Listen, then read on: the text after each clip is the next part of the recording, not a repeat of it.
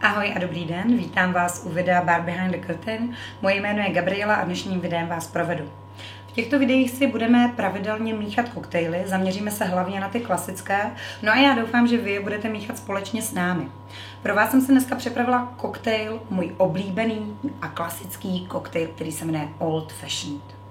Ještě předtím, než koktejl umícháme, tak se řekneme v krátkosti něco o jeho historii. Dostaneme se k počátkům, ke kořenům koktejlu Old Fashioned, a to až do roku 1862. V roce 1862 vyšla kniha, kterou napsal Jerry Thomas. Ta kniha se jmenovala Bartender's Guide How to Mix Drinks or the Bon Vivant's Companion.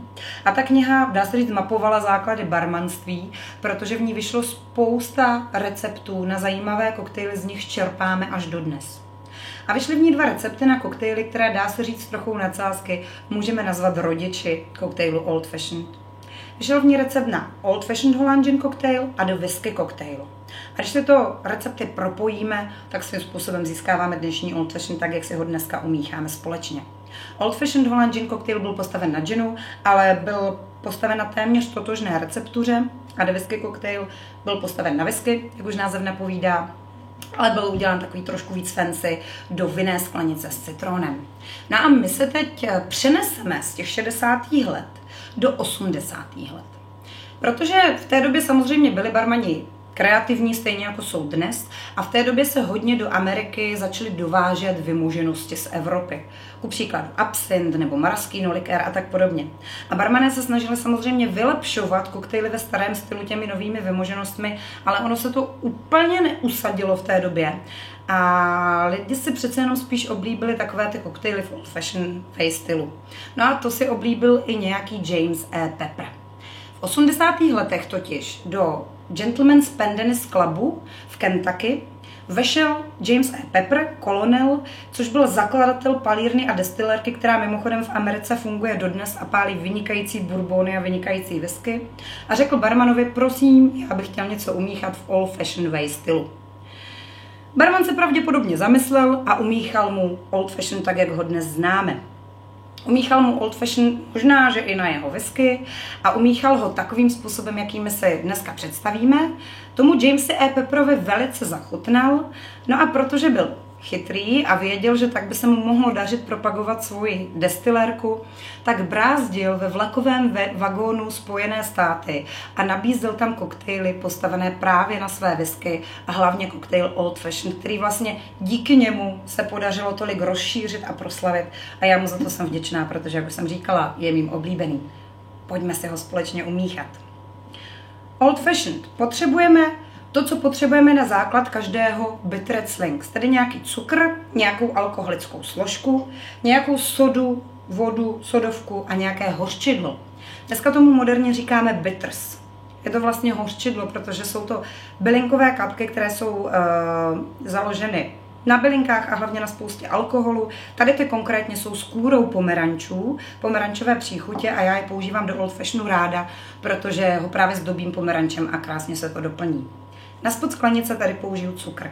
Já konkrétně používám kostku cukru, můžete použít bílou, můžete použít hnědou, samozřejmě ale můžete použít i práškový cukr, jaký máte doma, respektive dá se říct cokoliv sladkého, třeba i simple nebo gum syrup, což jsou sladké syrupy, které se používají do koktejlu. Já mám ráda tu kostku cukru, protože mám ráda ten pocit drcení toho cukru a jako bych se v myšlenkách přenesla v dobách zpátky. Ten zakápnu 3krát, já konkrétně 3krát, můžete dát 2 až 4 kapky, pomerančovou angosturou, zakápnu to sodovkou. Pozor, sody stačí opravdu málo, vyloženě jde jen o to, aby se nám to s nás propojilo. Cukr rozdrtím a promíchám. Promíchávám cukr s hořčidlem a se sodou pro propojení ingrediencí. No a mám tam základ koktejlu a teď už potřebuji jenom tu alkoholickou složku. Já použiju Rittenhouse žitnou whisky, které dám 60 ml.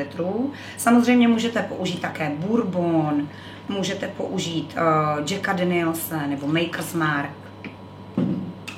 A nyní dá se říct, je koktejl hotov. Ovšem chybí mu jedna velice důležitá složka, a to tato složka ledová. Proč? Každý správný koktejl musí být dobře nachlazen. Pokud Old Fashioned nebudete mít dobře nachlazen, určitě vám nebude tolik chutnat. Proč tam dávám velký led? Z toho důvodu, že se pomalej rozpouští. Můžete samozřejmě použít i malé kostky ledu, které máte ve svém domácím prostředí spíše k dispozici. Já použiju velký led, protože se bude rozpouštět pomalej a můžu pak koktejl v klidu třeba půl hodinky popíjet, aniž by se mi vyloženě nařezovala ta alkoholická složka. Takže velkou kostku ledu vložím do sklenice, pomůžu tomu lžičkou, aby mi tam hezky zapadla a míchám. Míchám přímo ve sklenici. Samozřejmě pokud těch Old Fashionedů budete míchat naraz víc, třeba já nevím 3, 4, tak to můžete míchat ve větší míchací sklenici a potom to přelít na led do sklenice. Takzvané Old Fashioned glass nebo whisky. Tak a koktejl budu míchat. Budu ho míchat klidně třeba 50 vteřin, nemusíte se bát tomu dát čas. Proč? Protože potřebuji, aby se mi dobře nachladil. Obzvlášť pokud jste předem neměli nachlazenou sklenici, je opravdu důležité mít koktejl výborně nachlazen a ingredience správně propojeny.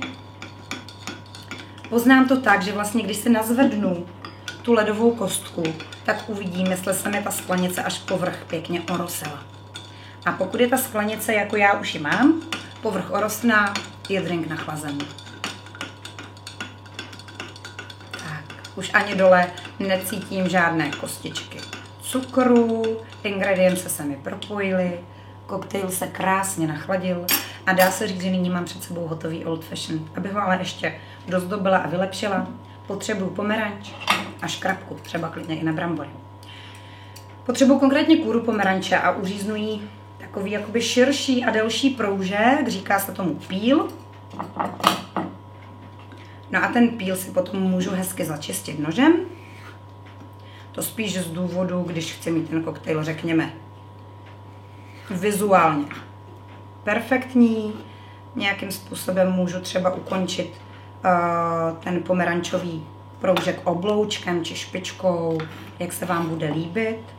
A co je potom velice důležité, já ho potřebuju vlastně zohnout, dá se říct zlomit nad tím koktejlem, tím oranžovým vespod, tou kůrou vespod, protože já potřebuji, aby se mi ty silice voňavé, pomerančové, olejové z té kůry dostaly do toho drinku a na tu skleničku. Takže takhle zlomím píl nad skleničkou. Nevím, jestli jste to viděli, ale krásně se tam vypustily ty pomerančové silice a já toho využiju, že je tam mám a vlastně jimi chtěla jsem říct očistím, ale spíše ošpiním tu skleničku. Není to vůbec na škodu i v tomto případě ošpinit, protože dělá to krásný efekt. A vlastně vy už, když ten koktejl dostanete takto ovoněný, tak to bude opravdu první dojem, ta vůně vlastně bude i líp chutnat. Já tady ještě malinko ořežu tu bílou část toho pílu. Proč? Protože je hořká. Jo, nechci zbytečně, aby se mi dostala do koktejlu hořkost, spíš bych tam dodržela tu sladkost toho pomeranče, takže ty hořké kousky dáme stranou a ten píl můžeme třeba takhle hezky zastrčit za ten led a tak to přeložit před zákazníka. A ještě předtím, než to uděláme, použijeme maraschino, třešeň, která do Old Fashioned patří a vlastně ji tam doplníme, položíme ji na led na kraj skleničky a Old Fashioned máme hotov v té podobě, v jaké má být. A ještě předtím ho ochutnáme. Vynikající. Jako vždycky, lahoda. Doporučuji, aby vy z vás, kdo nemusíte moc whiskové drinky nebo vůbec whisky, abyste začali Old Fashionem. On opravdu ten pomeranč, ten cukr, je ta třešeň, tomu dá takovou jakoby lahodnější chuť. A znám už spoustu kamarádek, které jsem k tomu přemluvila a které se právě díky Old Fashioned whisky propily. Vyzkoušejte, je to klasický vynikající koktejl, který stojí za to znát. Dobrou chuť.